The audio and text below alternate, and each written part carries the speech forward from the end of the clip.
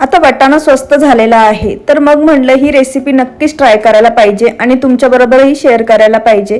तर नमस्कार, पारंपरिक रेसिपीज मराठीमध्ये तुमचं स्वागत आहे. तर आज आपण एकदम ताज्या वाटाण्यापासून एकदम चटपटीत, खमंग, मसालेदार अशी वाटाणा पुरी बनवणार आहोत. एकदम छान बनते ही मटार पुरी. तर वाटाणा पुरी बनवण्यासाठी इथे आपण 1 वाटी हा ताजा वाटाणा घेतलेला आहे. तर आपल्याला करायचं काय आहे, आता हा वाटाणा जो आहे तो आपल्याला शिजून घ्यायचा आहे. त्यासाठी गॅसवर एक कढई गरम करायला ठेवलेली आहे. यामध्ये आता आपण पाणी ॲड करूयात. पाण्याला एकदा हाय फ्लेमवर छान अशी उकळी येऊन द्यायची आहे. त्यानंतर हा 1 वाटी आपण जो वाटाणा घेतलेला आहे तो यामध्ये ॲड करायचा आहे. 5 मिनिटं आपल्याला हा शिजून घ्यायचा आहे हाय फ्लेमवर.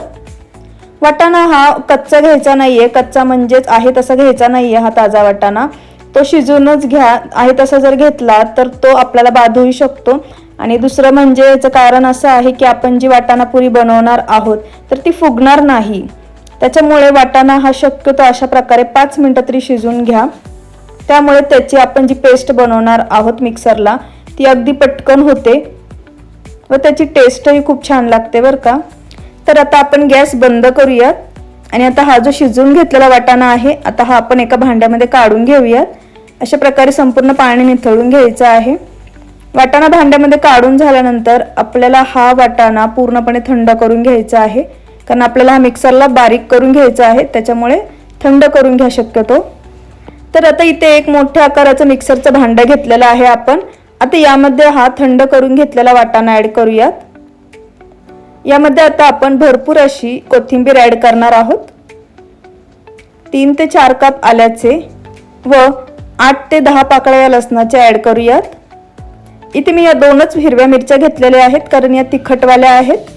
तुम्ही तुमच्या आवडीनुसार तिखटाचं प्रमाण हे वाढवू शकता. लाल मिरची पावडरही ॲड करू शकता किंवा हिरवी मिरची ॲड करू शकता. तर सर्वात शेवटी आता यामध्ये आपण 1 चमचा हे जिरे ॲड करूयात. जिरे ॲड करून झाल्यानंतर झाकण लावून आता आपण हे मिक्सरला बारीक करून घेऊयात. यामध्ये थोडंसं पाणी ॲड करायचं आहे, हे लक्षात ठेवा, एकदम थोडंसं, कारण याची आपल्याला पेस्ट बनवून घ्यायची आहे. थोडी जाडसर राहिली तरीही चालेल. तर इथे आपण एक मोठ्या आकाराचं ताट घेतलेलं आहे. यामध्ये आपण जे वाटण तयार करून घेतलेलं आहे ते ॲड करूयात. अर्धा चमचा काश्मीरी लाल मिरची पावडर ॲड करूयात. पाव चमचा हळद, पाव चमचा धने पावडर. इथे आपण अर्धा चमचा हे रेड चिली फ्लेक्स घेतलेला आहे. तुमच्याकडे जर नसेल तर नाही ॲड केलं तरीही चालेल. आता यामध्ये आपण पाव चमचा ओवा ॲड करूयात. हातावर थोडासा क्रश करून घ्यायचा आहे, म्हणजे चव छान येईल. चवीनुसार आता आपण मीठ ॲड करूयात. आणि आता सर्वात आधी आपण हे सर्व छान असं मिक्स करून घेणार आहोत. यामध्ये तुम्ही तुमच्या आवडीनुसार जर तुम्हाला आवडत असतील तर आणखी काही सुके मसाले ॲड केले तरीही चालेल.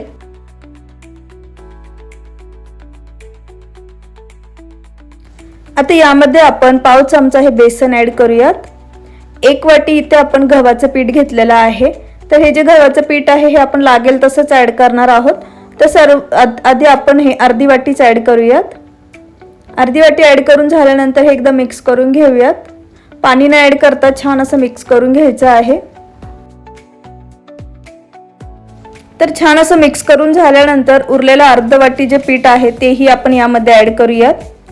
तर सॉरी, मी थोडंसं कोरडं पीठ बाजूला काढायचं विसरले. आता यामधलंच आपण 2 चमचे पीठ हे एका वाटीमध्ये काढून घेऊयात. पुरी लाटताना आपल्याला उपयोगी पडेल. आता थोडं थोडं पाणी ॲड करून याचा एकदम घट्टसरच गोळा तयार करून घ्यायचा आहे, मळून घ्यायचा आहे. कारण आपण इथे पुरी बनवणार आहोत. चपातीला आपण पातळसरच म्हणजे सॉफ्ट असा डो बनवून घेतो, पण जेव्हा पुरी बनवतो तेव्हा त्याचं जे पीठ असतं, जे कणिक असतं ते शक्यतो आपण घट्टसरच मळून घेतो. त्याने पुरी छान अशी फुलते. तर तुम्ही ते बघू शकता. आता आपण हे जे पीठ आहे ते छान असं मळून घेतलेलं आहे. हे अशा प्रकारे आपण घट्टसर मळून घेतलेलं आहे. आता यावर एखादं भांडं किंवा ताट झाकण ठेवून देऊयात.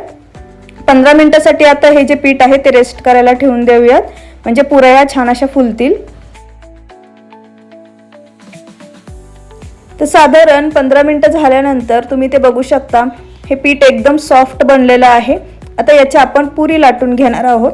अशा प्रकारे छोटे छोटे गोळेही तुम्ही तयार करून ठेवू शकता. त्याची अगदी पटकन पुरी बनते. थोडं थोडं कोरडं पीठ लावून आता आपण ही पुरी लाटून घेऊयात. तुम्ही याला तेलही लावू शकता, पण इथे मी हे कोरडंच पीठ लावून घेत आहे। तर तुम्ही इथे बघू शकता आपली एक पुरी आता ही लाटून झालेली आहे। तुम्हाला जमेल तर तुम्ही एखादी मोठी पोळी लाटून त्याच्यावर वाटीच्या आकाराच्या ही पटपट पुऱ्या तयार करून घेऊ शकता। चला तर आता आपण सर्व पुऱ्या ह्या लाटून घेऊयात। तर तुम्ही इथे बघू शकता अशा प्रकारे सर्व पुऱ्या लाटून ह्या एकदम तयार आहेत। चला तर आता आपण या तळून घेऊयात। तर गॅसवर कढई गरम करायला ठेवलेली आहे। तेल ऍड करून तेल हे छान असं कडकडीत गरम करून घ्यायचं आहे। त्यानंतर फ्लेम हा मीडियम ठेवायचा आहे। आता यामध्ये आपण पुरी ऍड करून ही उलटून पलटून घेऊयात। अगदी पटकन फुलते, एकदम छान अशी पुरी बनते ही। तर ही पुरी तुम्ही एक 10 ते 15 दिवस ही पुरी सहज टिकते, प्रवासालाही घेऊन जाऊ शकता। याची टेस्ट अप्रतिम लागते, चहा बरोबर तर एकदम बेस्ट ऑप्शन आहे ही मटार पुरी। एकदा घरी नक्की ट्राय करून बघा।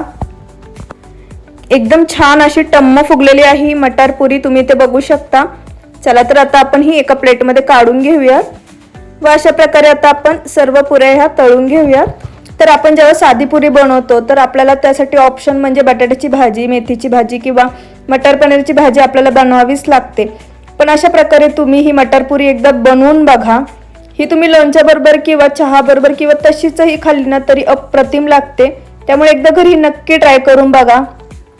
मोठ्यांप्रमाणे लहान मुलांना ही तेवढीच आवडणार। खूप छान बनते ही मटार पुरी। तर अशा प्रकारे आज आपण इथे एकदम छान अशी रेसिपी बनवलेली आहे। ताज्या मटार पासून म्हणजेच ताज्या वाटाण्यापासून एकदम इझी मटार पुरी आज आपण इथे बनवलेली आहे। तर वाटाणा हा स्वस्त झालेला आहे, सर्वांच्या फ्रीज मध्ये वाटाणा असतो। त्यापासून आपण काय बनवणार, भाजीच बनवणार, बरोबर की नाही। तर त्यापासून तुम्ही अशा प्रकारे एकदम छान अशी मटार पुरी बनवू शकता। मगाशी सांगितल्याप्रमाणे 10 ते 15 दिवस सहज टिकते, प्रवासातही घेऊन जाऊ शकता, मुलांच्या टिफिनलाही देऊ शकता। खूपच अप्रतिम लागते, घरी एकदा नक्की ट्राय करून बघा। तर कसा वाटला तुम्हाला आजचा व्हिडिओ? आवडल्यास नक्की लाईक करा, शेअर करा आणि सबस्क्राईब करायला विसरू नका। माझी रेसिपी बघितल्याबद्दल धन्यवाद।